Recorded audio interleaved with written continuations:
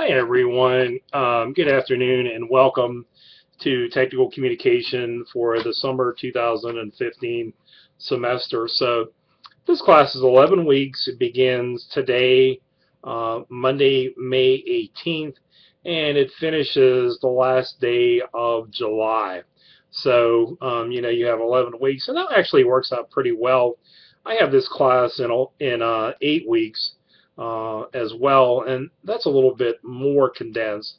11 weeks is pretty much, in my opinion, about the best. I've also had it in 5.5 weeks, and that is really, really tight. So this works out nicely for you. There will be times throughout the semester, though, where you'll have a good bit of work to do, but I mean, it won't be unmanageable. Someone asked me this question today: if you're going to be on a vacation, or if you're going to be traveling or doing something with an internship or whatnot, and you may not have access to the internet, can you work ahead? And the answer is absolutely yes. And if you ever need to turn in work at the beginning of the week or whatever, that's fine. I actually encourage you as much as possible for this class to preview what's going to be coming due for the week and then ask me questions earlier in the week, because sometimes what happens is if I start getting questions at 10 or 11 or 12 o'clock on a Friday night, I'll get to them, but sometimes I have quite a bit of work to read, and so it's easier for me and it's better for you if you address those questions earlier in the week.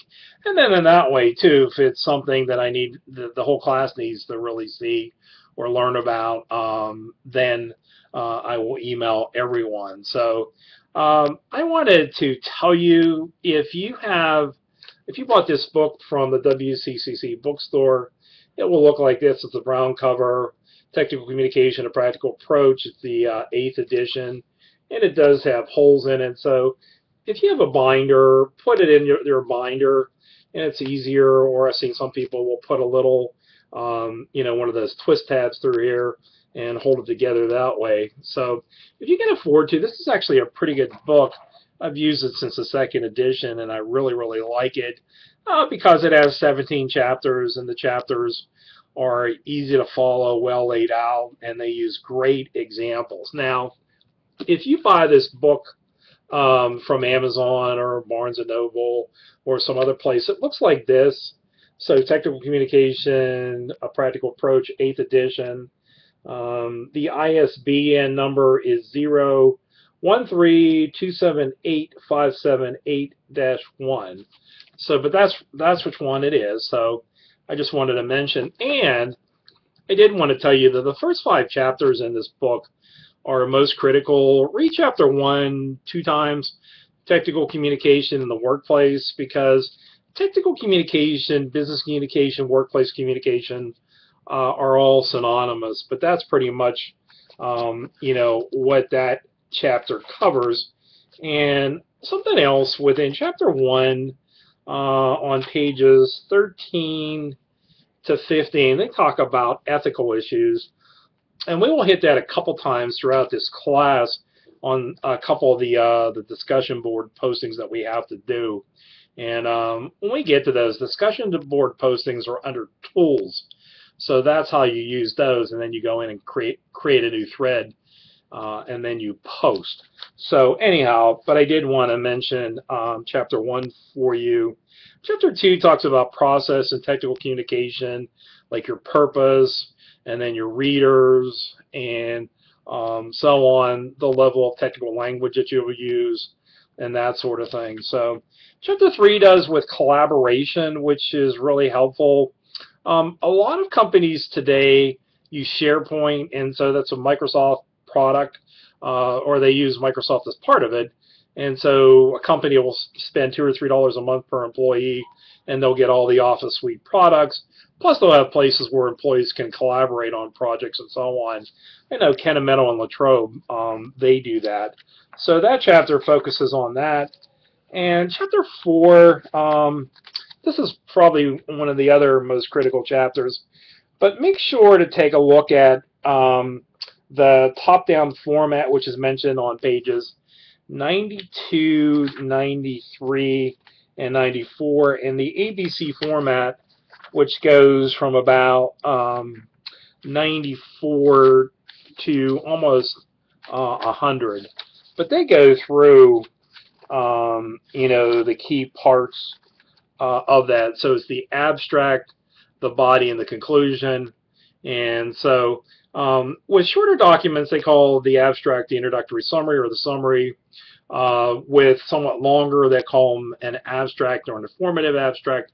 And with longer, they call them an executive summary. Those are in the formal reports. And then Chapter 5 talks about document design. Read that chapter twice. It talks about headings, subheadings, white space, in-text emphasis, font size, all those kinds of factors. And in this class, you'll see that format and sentence level writing by far are the most critical. And then just Chapter 6 is on emails, letters, and memos. Chapter 8, and you're going to be referring to that chapter a couple different times. From pages 223 to about 233, they talk about written instructions, which you're going to be evaluating good and bad written instructions in this class of products that you bought and so on. And then you're going to be writing your own written instructions on something that you're good at and you like to teach someone else to do. Chapter 9 is on technical research. This book does a pretty decent job on that, especially like on research and using the MLA and APA approach. 10 is formatting reports and proposals. And then 11 gets into different types of reports. You do lab reports, activity reports, incident reports, accident, and so on. Proposals and white papers are in 12. If you work for a bigger company, like my brother works for a health savings account company, and they produce a white paper on the effect of the Obama healthcare plan in smaller companies and organizations. So that's something that they worked on. 13 is on graphics, which is actually pretty cool and covers a whole array of graphics and visuals. Chapter 14 I really don't hit much, but I wanted to mention it. Web pages and writing for the web. And not too bad. Presentations is 15. Speeches. The job search is 16. You will be referring to that when we do the resume. And then 17 is on style and technical communication.